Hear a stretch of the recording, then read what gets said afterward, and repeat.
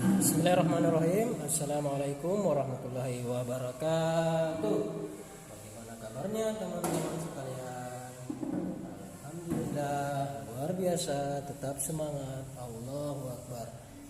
Alhamdulillahirrahmanirrahim. Teman-teman sekalian, pada kesempatan hari ini kita kembali melanjutkan pembelajaran matematika kita. Jadi pada pekan lalu kita sudah belajar tentang apa itu pecahan biasa dan apa itu pecahan campuran. Pada kesempatan hari ini kita akan belajar tentang pecahan desimal. Apa itu pecahan desimal, bagaimana bentuknya, dan pecahan desimal ini merupakan salah satu bagian ya. Yang kemarin ada 4 bagian yang kita akan pelajari, yang mana pecahan dibagi atas 4.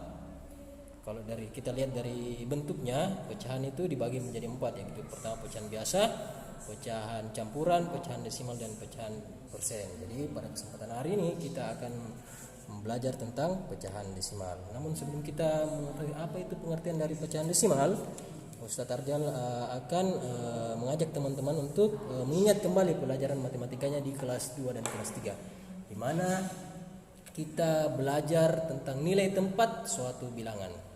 Nilai tempat suatu bilangan. Oke, misalkan ya, Ustadz menulis bilangan 123. Nah, bilangan 123 nilai tempatnya 3 itu disebut satuan. Disebut satuan ya, disebut satuan. Kemudian nilai tempatnya angka 2 disebut puluhan, dan nilai tempatnya angka 1 disebut ratusan. Disebut ratusan. Jadi dari angka 3, bilangan 3 ke bilangan 2 itu berlaku kelipatan 10. Sementara dari bilangan 2 ke angka 1 itu bernilai atau kelipatan 10 juga. Jadi besarnya atau nilai bilangan dari angka 3 ke 2 itu 10. Kemudian berlaku kelipatan 10 lagi, sehingga nilai tempatnya angka 1 itu ratusan, 2 puluhan, dan 3 satuan. Nah, sekarang apakah ada lagi unit yang paling kecil dari tempat bilangan atau nilai bilangan dari angka 3, dari angka 3 ini. Jadi angka 3 ini mewakili satuan ya, mewakili satuan. Pertanyaannya, apakah ada lagi bilangan yang lebih kecil atau nilai tempat bilangannya lebih kecil? Nah, ternyata setelah kita belajar tentang bilangan pecahan, kita memperoleh nilai unit yang paling kecil lagi. Nilai unit atau nilai tempat bilangan yang paling kecil lagi di bawahnya satuan. Sekarang kita perhatikan ya. Setelah sebelum, perhatikan ya, di angka ratusan, sebelum ratusan ada puluhan ya, puluhan. Setelah puluhan, sebelumnya ada satuan dibagi 10. Dibagi 10 ya, dibagi 10 menjadi satuan. Di bawahnya satuan ternyata ada lagi yang namanya 10. Selanjutnya ada 100 dan ada 1000.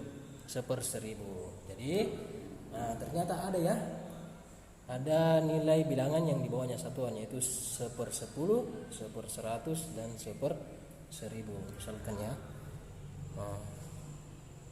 saya kasih 123,456. 123,456.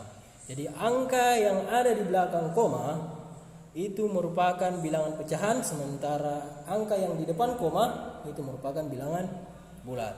Jadi nilai bilangan dari 4, nilai bilangan dari 4 adalah 1/10, sementara 5 adalah 1/100, dan 6 adalah 1/1000. Jadi itu sedikit pengantar sebelum kita belajar tentang pecahan desimal. Jadi yang membedakan antara bilangan pecahan dengan bilangan desimal adalah adanya angka koma. Adanya angka koma yang berada di antara bilangan bulat dan bilangan pecahan. Jadi itu tadi sedikit pengantar dari Ustadz terkait dengan nilai tempat bilangan. Jadi setelah kita melihat lebih jelas tentang nilai tempat sebuah bilangan, kita bisa mengambil kesimpulan bahwa pecahan desimal adalah pecahan dari hasil pembagian suatu bilangan dengan angka 10, 100, 1000 dan seterusnya. Jadi sebuah bilangan yang dibagi dengan 10, 100, 1000 dan seterusnya. Jadi bentuk bilangannya adalah P per 10 sama dengan 0, P. Di bentuk bilangan pecahan desimal adalah 0, P atau bentuk bilangan atau bentuk lain dari bilangan pecahan. Oke, sampel ya. Contoh. Example atau contohnya sebuah bilangan desimal. Bilangan desimal 0,5. 0,5.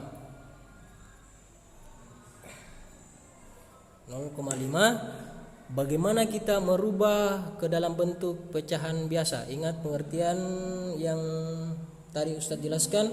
Pengertian dari bilangan pecahan desimal adalah P per 10. P per 10 sama dengan 0,P. Jadi kita perhatikan bilangan desimal yang pertama 0,5. 0,5 karena satu angka di belakang koma, maka bilangan tersebut berpenyebut 10 ya, berpenyebut 10 sehingga angka 5-nya kita taruh di atas menjadi pembilang. Jadi bilangan desimal 0,5 itu sama dengan 5 per 10. Sekarang kita lanjut di bilangan desimal yang kedua yaitu 0,25. Karena dua angka di belakang koma, maka dia berpenyebut 100. Berpenyebut 100. Jadi angka 25 ini kita pindahkan ke pembilang sehingga pecahan biasanya dari 0,25 adalah 25 per 100. Sekarang kita lanjut ke bilangan desimal yang ketiga. 3 angka di belakang koma, berarti dia berpenyebut 1000. Jadi 3 angka di belakang koma ini kita taruh di atas ini. Jadi 125 per 100. Jadi itulah bentuk lain dari pecahan desimal ya. Bilangan pecahan biasa dirubah ke dalam bentuk pecahan desimal. Sampel ya. Oke. Sekarang kita akan masuk bagaimana mengubah pecahan biasa ke dalam pecahan desimal. Mengubah pecahan biasa ke dalam bentuk pecahan desimal. Ada 2 cara yang bisa teman-teman gunakan, yaitu cara pertama mengubah penyebut pecahan menjadi 10, 100, 1000. Dan cara kedua adalah menggunakan pembagian bersusun. Jadi ada 2 cara, tapi pada kesempatan kali ini kita akan mengupas atau membahas atau belajar bagaimana mengubah penyebut pecahan menjadi 10, 100 dan 1000. Jadi cara yang pertama ya.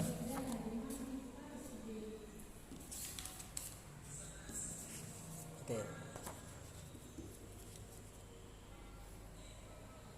Cara yang pertama mengubah penyebut pecahan menjadi 10, 100 dan 1000. Oke. Contoh bilangan pecahan biasa 2/5. 2/5 kita mau rubah ke dalam bentuk pecahan desimal.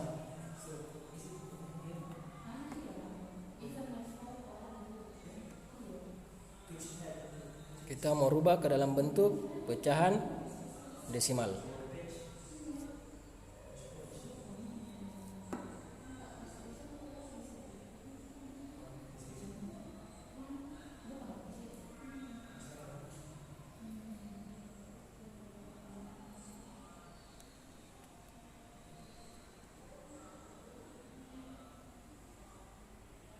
Oke. Mengubah penyebut pecahan menjadi penyebut 10, 100 dan 1000. Contohnya pecahan 2/5. Jadi untuk merubah ke dalam bentuk pecahan desimal, kita bisa mengubah penyebut pecahan tersebut menjadi penyebut 10. Bagaimana caranya? Oke, sekarang perhatikan. 2/5. Penyebutnya adalah penyebut 5. Sekarang kita mau rubah penyebutnya menjadi penyebut 10. Nah, pertanyaannya 5 dikali berapa? Oke, 5 dikali berapa itu hasilnya sama dengan 10. Jadi 5 dikali 2. Berarti kita harus kalikan dengan penyebut 2.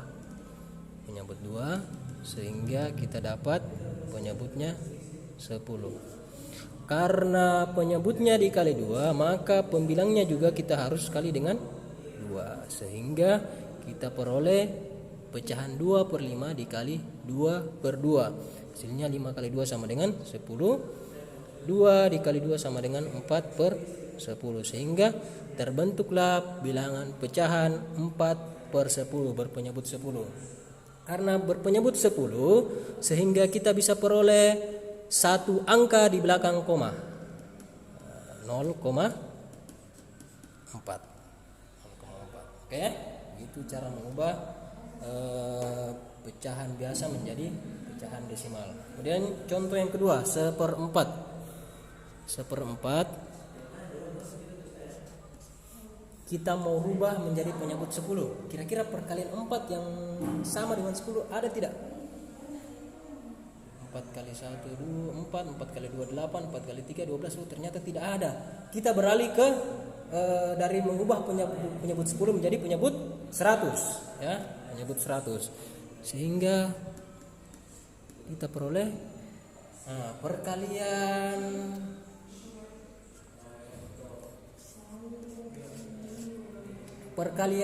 4 dikali berapa hasilnya 100. Berarti kita coba ambil angka 25, ya. 25 kali 1 25 kali 2 50 tambah 25 75 dan 25 tambah 25 100. Jadi 4 dikali 25 itu sama dengan 100. Jadi karena penyebutnya dikali 25, maka pembilangnya juga kita harus kali dengan 25, sehingga diperolehlah hasilnya 1 dikali 25 sama dengan 25, 4 dikali 25 sama dengan 100. Sehingga sudah terbentuk pecahan yang penyebutnya 100. Karena pecahan berpenyebut 100, maka kita rubah ke dalam bentuk desimal menjadi bilangannya 2 angka di belakang koma. Berarti 0,25. Nah, sudah dapat nih pecahan biasa 1/4, itu ternyata desimalnya adalah 0,25.